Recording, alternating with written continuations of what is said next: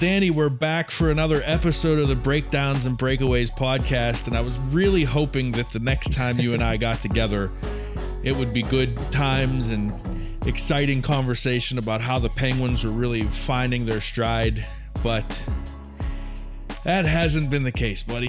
Yeah, I think we're gonna have to wait a little bit longer to start planning that cup parade.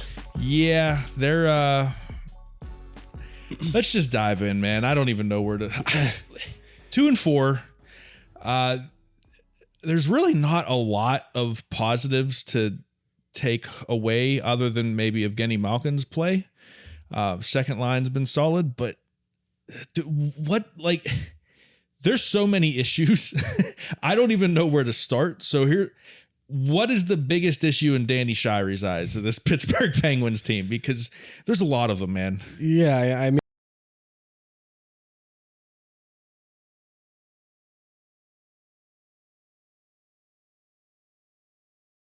scoring, adequate play, any sort of scoring from the bottom of the lineup, right? We've been talking about it for all off season into this season. You know, we saw last year that the Stars are going to take care of business, but at the same time, and I'll start to touch on this here in a few minutes as well. But Sidney Crosby and Evgeny Malkin, and you could throw Letang and Erik Karlsson into the mix as well. While they all are elite players in some capacity, I don't know that any of those guys, including Karlsson, as great as an offensive guy he is, I don't know that any of those guys are necessarily the cream of the crop at their position, right? Mm-hmm. So, you know, I'm not saying Sid has fallen off a cliff here, but you're gonna get more out of a McDavid, a Matthews, a McKinnon at this stage, and that's completely fine. And that's been the thing since the offseason. We knew it was, honestly, since they signed Letang and Malkin to the contracts that they did. Everybody knew it was going to be an age thing.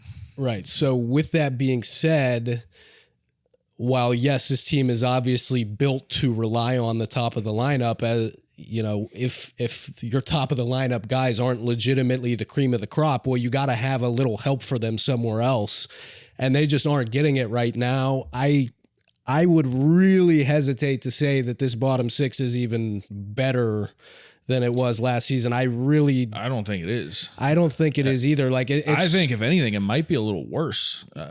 It's so funny. Like we all spent so much time complaining about Kasperi Kapanen or like Danton Heinen going 20 some games without a goal or whatever. Those two guys would be the two best players in the bottom six right now immediately. So it's tough.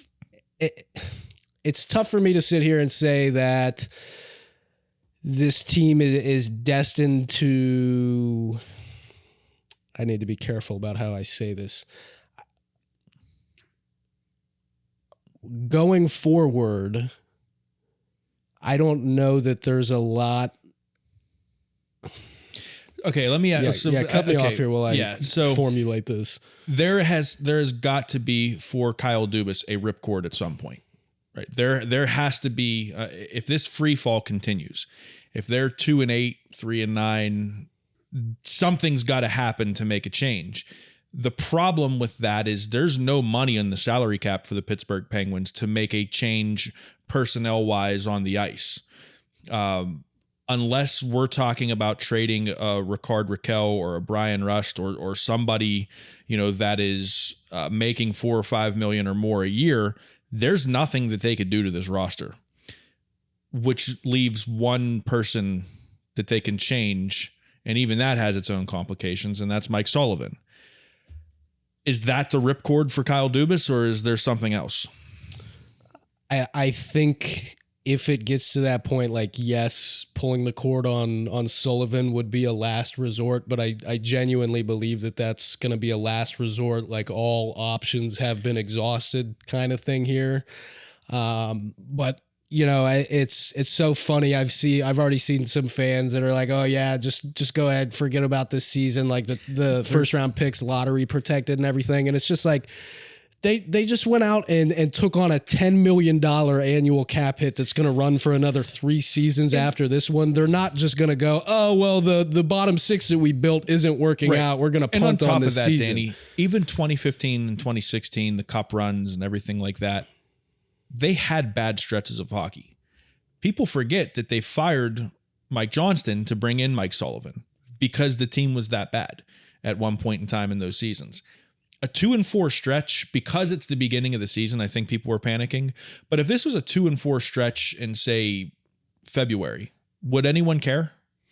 I don't think that not necessarily. I definitely see what you're getting at. I think my problem though is that it's not like, oh, just a random. Well, it's not a random 6-game stretch where they're losing. It's a stretch where they're right now is a stretch where they're losing, and the issues are all things all that the same from last year. It's all a lot of the same stuff from last year. It's a lot of the same stuff that everybody was worried about going into this season. So. And again, there's a lot of people that want to say, oh, well, you got to give it time. And I agree with how much turnover there was personnel wise on the roster. Like, I think it's reasonable to assume that it's going to take them some time to gel and really find their stride. On the other side of that, though, a lot of the personnel that was brought in right off rip, you could go, oh, I don't really know about that, but I guess I could maybe see where we're going with this and give it a chance. Well, the early returns aren't great. So then the question becomes, how long can you really afford to wait?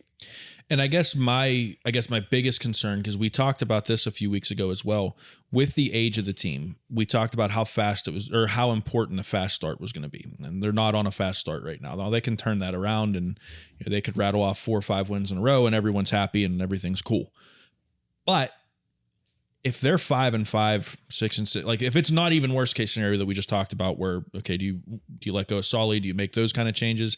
If it's just a middle of the road, team after 10, 15 games, I'm still concerned about that, because we're already seeing certain things with this team where the age is creeping in. I think, they're not finishing end of games. They don't look as fast as maybe we all hoped that they would, as a whole. Sid has not been what we know Sid to be. We talked about it over text message. Jake Gensel, his scoring, his finishing touch is just not there right now.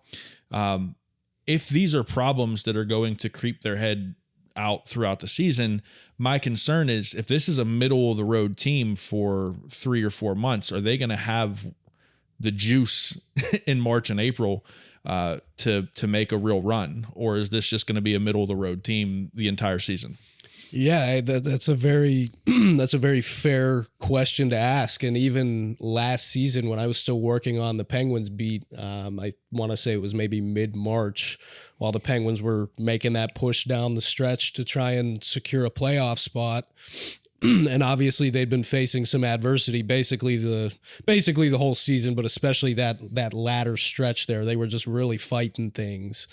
And after a practice in Cranberry one day, I was in on one of on Crosby's media scrum, and I had a question for him, and I was like, is there like any sort of concern or like anything in the back of your mind here where you have to do a bit of a balancing act to not wear your, like, obviously you want to give it your all to get into the postseason and leave it all out there, but is there also some sort of balancing act there where you're trying to preserve a little bit for if you get to the postseason? Mm-hmm. And it was funny. He kind of had like a big smile and he laughed about it a little bit. I don't know if that was because what he was about to say was a lie, but he was like, no, I mean, you gotta leave it all out there and you gotta try and do take care of what's right in front of you and right. Not really worry about what's coming after that. Whether that's what he actually believes or not is a different story. But these guys, like, you can go and find so many guys who were really, really good players for a lot of years, and then you go look at their like hockey DB page and it's like, oh, this guy hasn't been in the league for a while. Let me go see the last season he played, and it was like 3 years ago, and he's just now turning 36 years old kind of thing. It's so easy to lose sight of the fact that what these guys have done, meaning Crosby, Malkin, and Letang, mm-hmm. what these guys have done is so abnormal, and the fact that they're still even close to the levels they're at right now this late into their career is just remarkable. So I think a lot of people, just because they have been so consistent throughout their careers and they've really bucked that age curve, that a lot of people have lost sight of the fact that, 36, 37-year-old hockey players are, they don't have that same step that they used to have. It's a little comical to me too, because I remember last offseason, when they did sign Chris Letang and Evgeny Malkin to those deals. And I heard a lot of people say, well, I would rather them sign these two and keep them for the rest of their careers and have them retire as Penguins, and we have to go through some hard times, than let these guys walk and go somewhere else and be in different uniforms. Well, when you roll the dice on that, this is the potential, you could have the potential that they're going to find it and they're going to be point per game players, and Chris Letang is going to be a power play specialist again. But then you can also have this too. Like, this is, with that age thing, it's a gamble. It's not a given. And I think we are so used to givens with Sidney Crosby and givens with Evgeny Malkin and Chris Letang. And now even Erik Karlsson. I think people just expect, okay, he was a 100-point player last year. He's going to at least put 70 up with the Penguins with the guys he's playing with. Well, he's younger than the other three, but he's got injury problems that the other three don't. So there's just a lot here that I think you could have looked at things through rose-colored glasses in the offseason, especially after the Erik Karlsson trade, and thought, yeah, this is a playoff team. I'll be the first to admit, I did. I didn't even think they were a playoff team. I thought they were a cup contender. I thought they were legitimately going to fight for the division. And if I can cut you off real quick here too, a big part of that was not only adding Karlsson, but it was also shedding a lot of dead weight. Yeah. It was more so like, yeah, they're bringing in this impact guy, but they're also getting rid of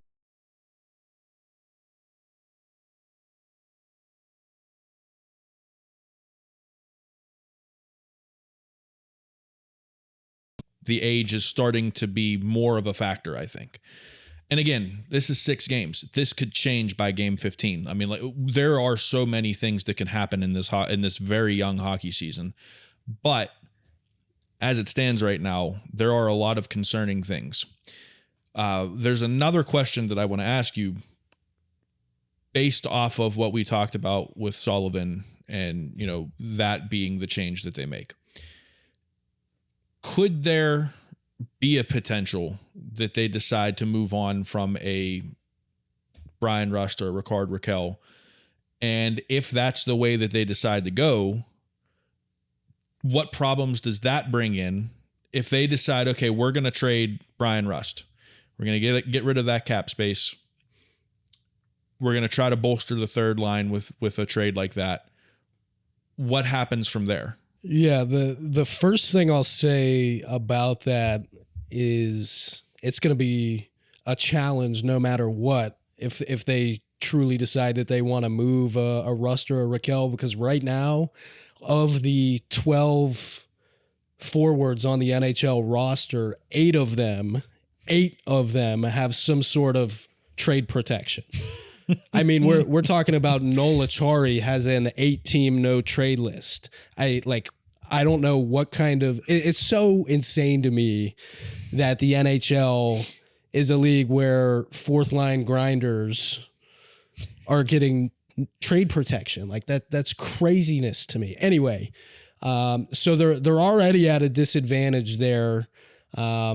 If they do decide that they want to move a Rust or a Rakell, because they're going to be limited in some capacity as to where they can move either of those players, or that's the other thing. Like, I really don't know outside of a Rust or a Rakell who else you would even move. It's not going to be Crosby, Malkin, Kessel, probably not Riley Smith, because they just brought him in and he's been playing really well. What about one of the defensemen? Well, it's not going to be it's not going to be Letang or Karlsson. It's not going to be Letang or Karlsson. They just signed Graves to a 6-year deal, although I would... Pedersen?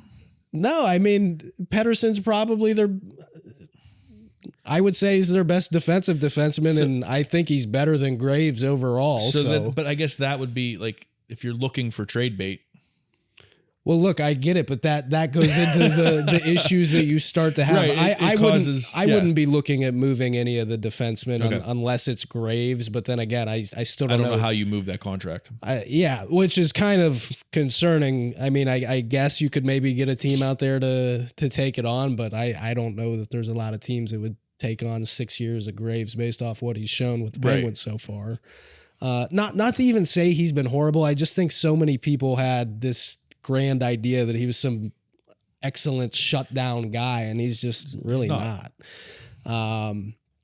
Anyway, if one of Rust or Raquel are to go and they're able to find a team that's not on either of their no trade lists, I think you're going to be looking at a situation where one of those guys is going out for probably a third line center and then another middle six winger, maybe.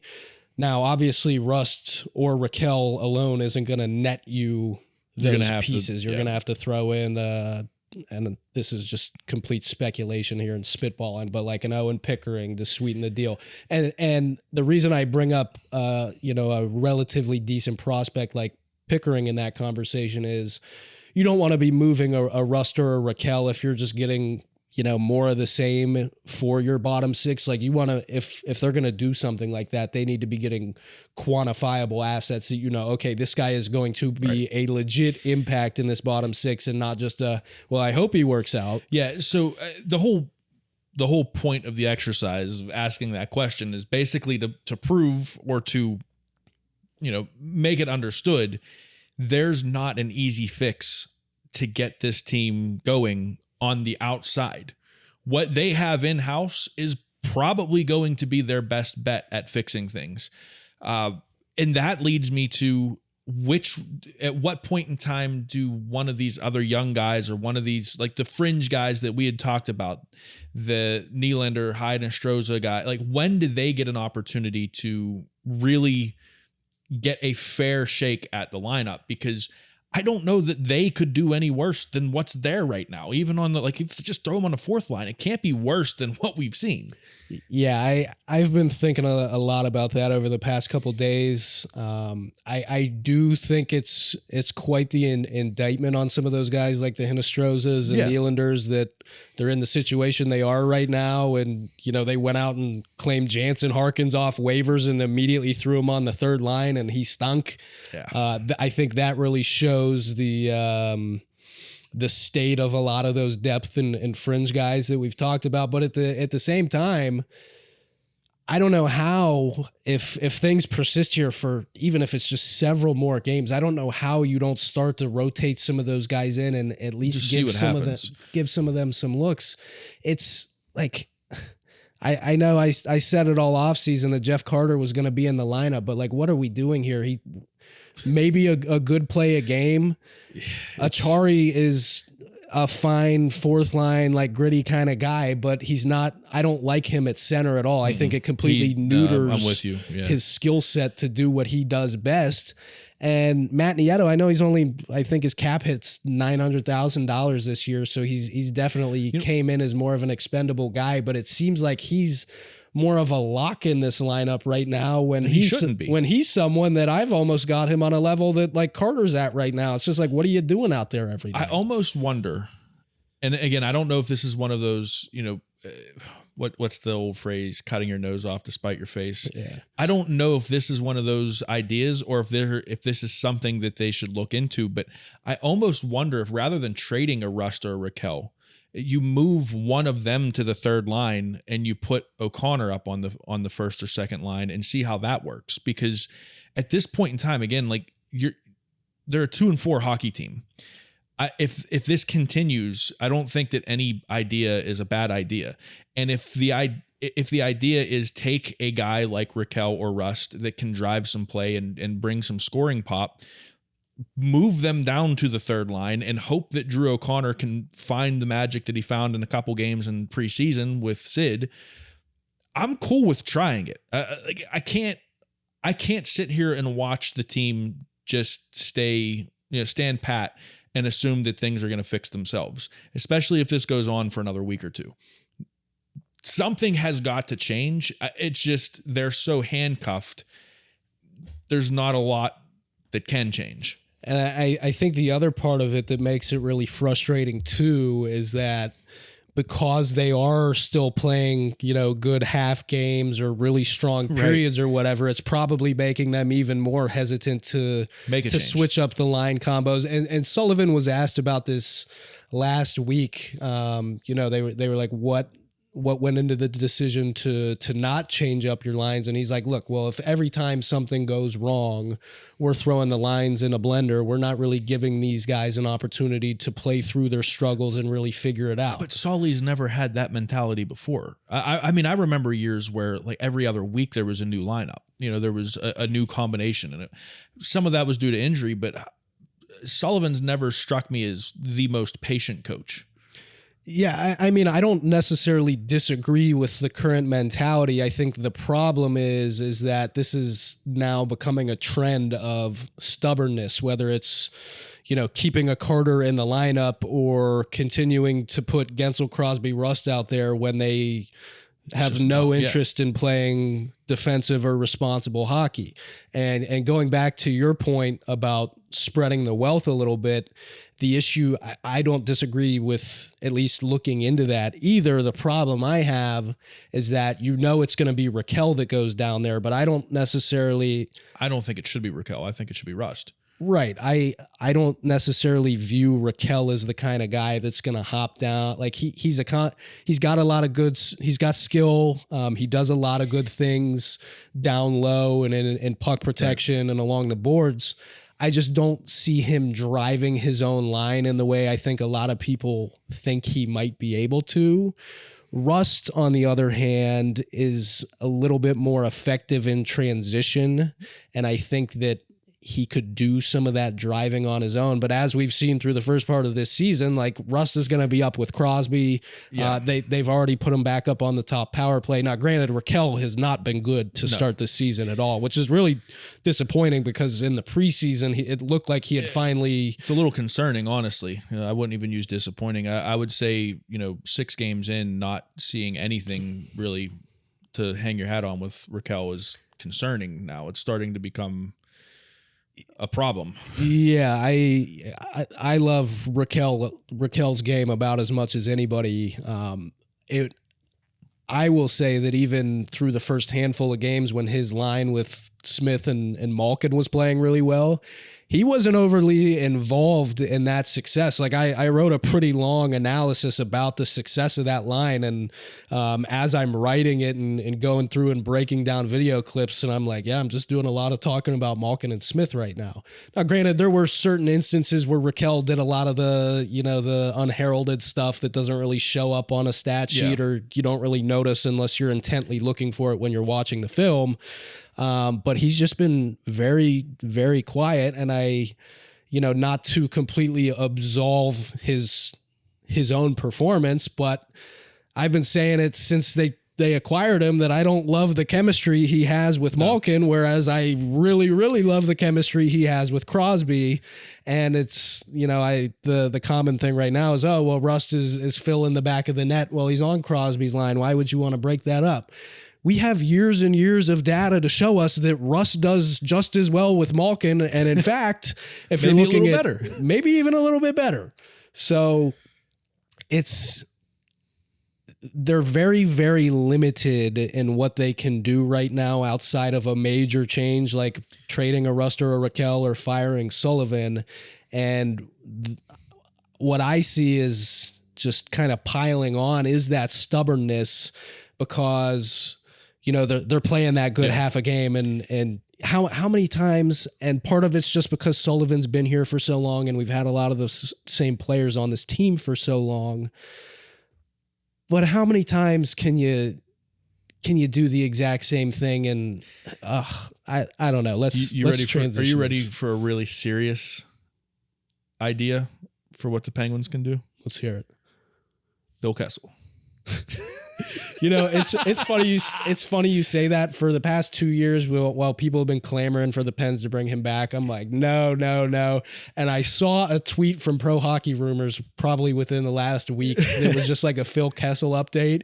And for the first time in years, I'm not saying I'm on board with the idea, but for the first time in years, I at least contemplated the idea of bringing Kessel back. And I think that just speaks to how bad things are. That's just one piece of my very serious idea. Oh, there's levels to this. There's levels to this. Okay. Do you remember how during the back-to-back cup runs, it was the HBK line? Uh-huh.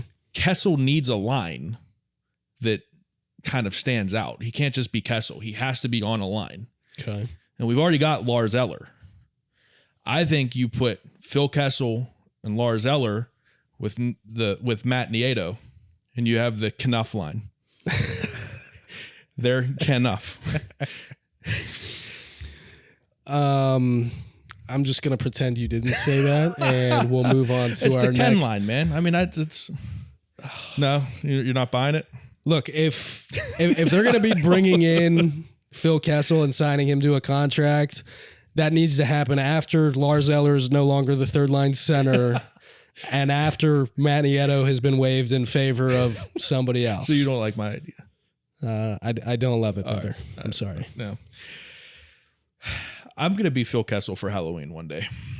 I'm surprised you haven't been already. It almost happened a couple of times. Like it was a couple years ago when he was still a Penguin. I guess it's more than a couple years ago now, but I had the Phil Kessel jersey, and I had even I taped my hockey stick, candy cane, and was going to just throw all my hockey gear on. But the party we were supposed to go to got canceled, and then I never did anything with it.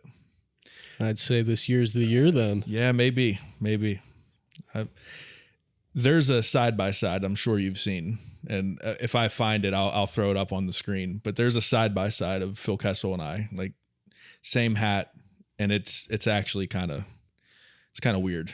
You know, what'd be really funny is if you got this would be way more effort than it would probably be worth. But you remember that picture of Kessel when he was still with the Penguins, and he was in that I don't even know what to call it, that therapy tub where he's the cryo, the cryo tub. Yeah.